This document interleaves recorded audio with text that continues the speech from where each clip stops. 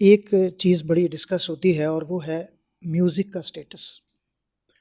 اس پہ میں چاہوں گا کہ آپ اپنی رائے دیں کہ میوزک، قوالی یا گانے، ملی نغمے، اس پہ آپ کی رائے کیا ہے؟ یہ دیکھیں بڑا سینسٹیو کویسچن ہے۔ بیسیکلی اس کی مشروعیت اب ڈپینڈ کرتا ہے کون سا میوزک، جس کا ملی ترانے ہوتے ہیں، قومی ترانے ہوتے ہیں، یا ایسا کلام ہوتا ہے جس میں کوئی حرج نہ ہو۔ اب مسئلہ یہ ہو گیا کہ ترنم اور تغنم تو قرآن مجید کا بھی حصہ ہے، لحن تو قرآن مجید کا بھی حصہ ہے۔ اب لحن کے ساتھ قرآن مجید پڑھنا یہ تو حکم ہے۔ اب قرآن مجید کے اندر نغمگی بھی ہے، قرآن مجید کے اندر ترنم بھی ہے، ردم ہے، باقاعدہ ایک ردم موجود ہے۔ اعوذ باللہ من الشیطان الرجیم، والتین والزیتون وطور سینین، ایسے لگتا ہے جیسے صحرا سے گزر رہے ہوں۔ والشمس وضحاہا والقمر اذا تلاہا والنہار اذا جلاہا واللیل اذا یغشاہا والضحی واللیل اذا سجا۔ اب یہ ترنم تو اللہ رب العزت نے اس قرآن میں بھی رکھ دیا ہے۔ ڈپینڈ کرتا ہے کہ وہ ہم تغنم کہاں استعمال کر رہے ہیں، مگر اس کا مقصد یہ ہے کہ اللہ رب العزت کا وہ صوتی حسن ہمارے کانوں سے ہوتے ہوئے ہمارے دلوں کی کھڑکیوں میں داخل ہو جائے اور ہمارے من کی کایا بدلتی چلی جائے، ہم اللہ رب العزت کے کلام کے ساتھ مائل ہوتے چلے جائیں، اس میں ڈوبتے چلے جائیں، اس کے اسرار سے واقف اور اس کی معرفت سے واقف ہوتا چلے۔ اب اگر ہم اس موسیقی کو اس مقصد کے لیے، مثلا اس فن کو، یہ فن ہے، اب سبع قرات انزل القرآن علی سبعۃ احرف ہے کہ قرآن مجید کو 7 حروف میں یا 7 قرات میں نازل کیا گیا۔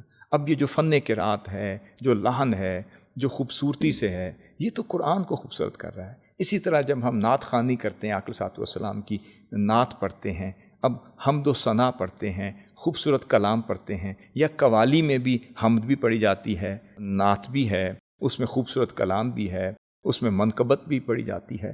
اگر اس کی صورت میں ایک اچھی مجلس میں، جس میں بزرگ بھی بیٹھے ہوں، آپ کے بڑے بھی بیٹھے ہوں، ایک شائستگی کے ساتھ اور ایک ڈیسنٹ ماحول میں اگر اس کو سنا جائے تو کوئی حرج نہیں۔ اگر اس کلام کو اور اس پازیٹیو یعنی کہ قوالی کو، جس میں آپ کا ترنم بھی ہو، اگر ہم اس کو اپنے نوجوانوں کی مجلس میں، جسے کوئی ادب آداب سکھانے والا نہ ہو، کنٹرول کرنے والا نہ ہو، جس کو کہتے ہیں سپروائزڈ نہ ہو، جس میں کوئی اس کی سپرویژن کرنے والا نہ ہو، اس صورت میں وہ ان اٹینڈڈ محفل ہوگی۔ ان اٹینڈڈ محفل سے اجتناب کرنا چاہیے، جس میں والدین اور بزرگ بیٹھے ہوں، جس میں آپ کے بزرگ ہوں، جن کو ادب آداب آتے ہوں، ایک دائرے میں، کنٹرول دائرے میں کر سکیں تو ٹھیک ہے، اور اگر آپ اس پہ قابو نہ رہ سکیں تو پھر اس میں آپ اجتناب کریں تو بہتر ہے۔ تو اس لیے ہر چیز میں آخر میں کہوں گا ایک توازن قائم کرنا ضروری ہے۔ اگر ہم ہر چیز میں بیلنس رکھ سکیں تو دین اٹ از فائن، اور اگر بیلنس نہ رکھا جائے تو بہتر ہے اجتناب کریں، تو ورنہ اس کے کئی فتنے اور فساد ہوتے ہیں، انسان اس کی نظر ہو جاتا ہے۔ ڈاکٹر صاحب، آپ نے ابھی ذکر کیا قوالی کا اور نعت کا، اور آپ نے گفتگو کے شروع میں کہا کہ آپ نے یا حضور شیخ الاسلام نے کبھی کسی تقریر کا، ویڈیو کا، کتاب کا کوئی معاوضہ نہیں لیا۔ اب میرا سوال یہ ہے کہ آپ کیسے دیکھتے ہیں اس کو، کیونکہ ہمارے ہاں تو بہت بھاری معاوضہ بھی طلب کیا جاتا ہے اور پیسے بھی پھینکے جاتے ہیں، اس سب چیز کو آپ کیسے دیکھتے ہیں؟ میں نے ایک عرض کی بات کہ جو بہتر چیز ہے وہ اوسطھا خیر الاموری، آقا صلی اللہ علیہ وسلم نے فرمایا خیر الاموری اوسطھا، جو سب سے بہتر کام ہے وہ ہے جو بیلنسڈ ہو، جس میں توازن رکھا جائے اور جو متوازن ہو۔ ہر چیز میں ایک درمیانہ روی ہونی چاہیے، ایک درمیانہ راستہ ہونا چاہیے۔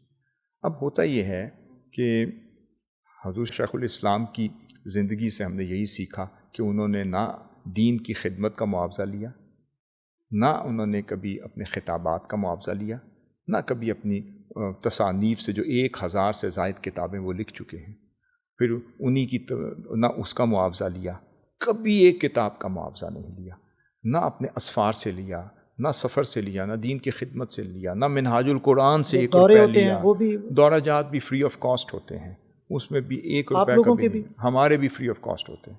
مثلا ہم نے کبھی وہ ان خطابات کا، ان کانفرنسز کا، ان دورہ جات کا کبھی کوئی عوض نہیں لیا۔ میری بھی اللہ کا شکر ہے حضور سید شیخ الاسلام کی دعاؤں سے کئی کتابیں، کوئی 30-40 کتابیں معرض وجود میں آ چکی ہیں، الحمدللہ شائع ہو چکی ہیں۔ ڈاکٹر حسین صاحب کی بھی 60-70 کتابیں اس وقت شائع ہو چکی ہیں۔ حضور شیخ الاسلام کی 1000 سے زیادہ کتابیں ہیں اور پوری دنیا میں وہ بکتی ہیں، ورکرز بھی لیتے ہیں، دنیا لیتی ہے، ہر زبان میں ہے، اس کی رائلٹی بہت ہوگی۔ آپ نے پہلے دن سے جو ان کا حق ہے، رائلٹی ہر مصنف کا حق ہوتا ہے، وہ رائلٹی بھی اپنے اوپر حرام قرار دے دی ہے۔ آپ نے فرمایا میرا بھی اور میری اولاد کا اس پر کوئی حق نہیں۔ اب میری جو کانسٹیٹیوشن آف مدینہ، دستور مدینہ جو کتاب ہے، وہ عرب ورلڈ میں بہت بک رہی ہے، one of the best seller ہے الحمدللہ، مگر مجھ سے پبلشر نے پوچھا آپ کیا لیں گے؟ میں نے کہا جی مجھے فری نسخے دے دیں، میں تقسیم کروں، I don't want any money. یہ ساری کتابیں فی سبیل اللہ ہیں، دین کی خدمت فی سبیل اللہ ہے۔ ہم نے تو حضور شیخ الاسلام کو دیکھا ہے اور ایک معیار زندگی قائم ہو گیا کہ دین کی خدمت اور خطابات اور ایک کلمہ بھی جو زبان سے نکلتا ہے وہ فی سبیل اللہ ہے۔ اس کی برکت دیکھی ہے، ہم نے اس کی تاثیر دیکھی ہے، اس اخلاص کی برکت دیکھی ہے، اور اپنی زندگیوں میں، اولادوں کی زندگیوں میں اس کی تاثیر دیکھی۔ یہاں تک کہ حضور شیخ الاسلام نے بچپن سے ہمیں سکھایا کہ بیٹے جو ادارے کا جو آفیشیل بجٹ ہوتا ہے، مثلا ہمارے جو ہمیشہ گھر میں بھی ادارے میں جو آفیشیل گیسٹ آتے تھے، ان کی جو انٹرٹینمنٹ ہوتی تھی وہ آفیشیل بجٹ سے ہوتی تھی۔ ہمیں بچپن سے ہمارے بچے کو پتہ ہے کہ آفیشیل بجٹ میں سے اگر کوئی چائے بھی ہوگی تو اس کا ایک گھونٹ بھی ہم پر حرام، اس کھانے کا ایک لقمہ بھی ہم پر حرام ہے، یعنی کہ جائز نہیں ہے ہمارے لیے۔ اس کے لیے ہمیشہ یہ کرتے تھے کہ جب اگر کھانا بھی پڑتا تو ہم اپنی جیب سے ہم اپنا حصہ پہلے اکاؤنٹ میں ڈال دیتے تھے اور کنٹریبیوٹ کر کے پھر ہم کھاتے تھے۔ اگر 2 افراد ہیں تو 2، اگر 4 افراد ہم شامل ہو گئے ہیں تو 4 کا پہلے پیمنٹ ہوتی تھی، کنٹریبیوٹ کرتے تھے، پھر ہم کھاتے تھے۔ یہ ہمیشہ ایک کلچر سیکھا ہے، اور اس کی برکات اور اس کی خیرات اور اس کے اثرات اور اس کی تاثیر ہم نے ہمیشہ اپنی زندگی میں، اپنے عمل میں، اپنے قول میں، فعل میں اور اولادوں کی زندگیوں میں دیکھا ہے۔ میں دیکھیں کسی پہ کمنٹ نہیں کروں گا، میں صرف اتنا کہوں گا کہ ہمیں یہ دیکھنا چاہیے کہ شریعت مطہرہ کیا کہتی ہے، آقا صلی اللہ علیہ وسلم کی سیرت طیبہ کیا کہتی ہے، صحابہ کرام کا عمل کیا کہتا ہے، اور پھر آئمہ اہل بیت کا عمل کیا کہتا ہے، اور پھر آئمہ امت کا عمل کیا کہتا ہے۔ تو اگر ہم اس کو رول ماڈل بنائیں تو پھر ہمیں اپنا ذریعہ معاش کوئی اور بنانا چاہیے۔ حضور سید شیخ الاسلام نے ہمیشہ، آپ پوچھ سکتے ہیں کہ پھر کھاتے کہاں سے تھے؟ میرے ذہن میں اگلا سوال تو یہی ہے کہ ذریعہ معاش کیا تھا، اپنا بزنس اور وہ ساری چیزیں کیسے چلتی تھے؟ اب اس کا بھی ایک ریلیونٹ سوال ہے، میں ساتھ ہی اس کو ایڈریس کر دیتا ہوں کہ حضور شیخ الاسلام نے ساتھ ایک یہ وعدہ بھی کیا تھا، ایک قسم بھی کھائی تھی، اور آقا صلی اللہ علیہ وسلم کی بارگاہ میں، اللہ رب العزت کی بارگاہ میں عرض کیا تھا کہ اے مولا مجھے آقا صلی اللہ علیہ وسلم کی بارگاہ کی خیرات کے صدقے سے اس قابل کر کہ میری زندگی کا سارا وقت صرف تیرے دین اور آقا صلی اللہ علیہ وسلم کی امت کے لیے خرچ ہو، میں اپنا وقت بھی دنیا کے لیے نہیں خرچ کرنا چاہتا، اور پھر مجھے دنیا کے لیے اتنا دیں کہ جتنی میری ضرورت ہو، اور ضرورت سے زائد بھی میں نہیں چاہتا۔ پھر آپ نے اپنے پیر و مرشد حضور قدوۃ الاولیاء رضی اللہ تعالیٰ عنہ کے حکم پر آپ نے ایک مینجمنٹ کی اور کچھ پیسے جنریٹ کیے، اور پھر اس کو ہمیشہ ایک بزنس میں، ایک طویل عرصہ ایک بزنس میں پس انداز کر دیا، اسے انویسٹ کر دیا۔ ہمیشہ ایز اے سلیپنگ پارٹنر حضور شیخ الاسلام، جب تک وہ نظام یا پاکستان میں تھے، ہم چھوٹے تھے، بچے تھے، ہمارا نظام چل رہا تھا، اس وقت ایک سلیپنگ پارٹنر کی حیثیت سے برانڈڈ روڈ پر ایک بزنس تھا، اس میں ایز اے سلیپنگ پارٹنر تھے، ہمیں اپنا حصہ آتا تھا، اور الحمدللہ بڑی آسانی سے ہمارا گزر اوقات ہو جاتا تھا۔ جیسے جیسے ہم بڑے ہوئے، انڈیپینڈنٹ ہوئے، تو پھر آپ نے فرمایا بیٹے میں یہ شرط آپ کی ختم کر رہا ہوں، آپ دین کی خدمت، مشن کی خدمت، بے شک آپ P H D constitutional law میں ہیں، آپ کو جابز ملتی ہیں، آپ نے کوئی جاب نہیں کرنی، کوئی نوکری نہیں کرنی۔ ڈاکٹر حسین صاحب کو آسٹریلیا سے لے کے دنیا میں بڑی بڑی جابز آفر ہوتی ہیں، بڑی بڑی ملینز کی جاب آفر ہوتی ہیں۔ میں بیٹے آپ نے جاب نہیں کرنی، آپ مشن کے لیے پیدا ہوئے۔ اسی طرح حماد مصطفیٰ کے لیے بھی ہیں، اسی طرح سب کے لیے ہے۔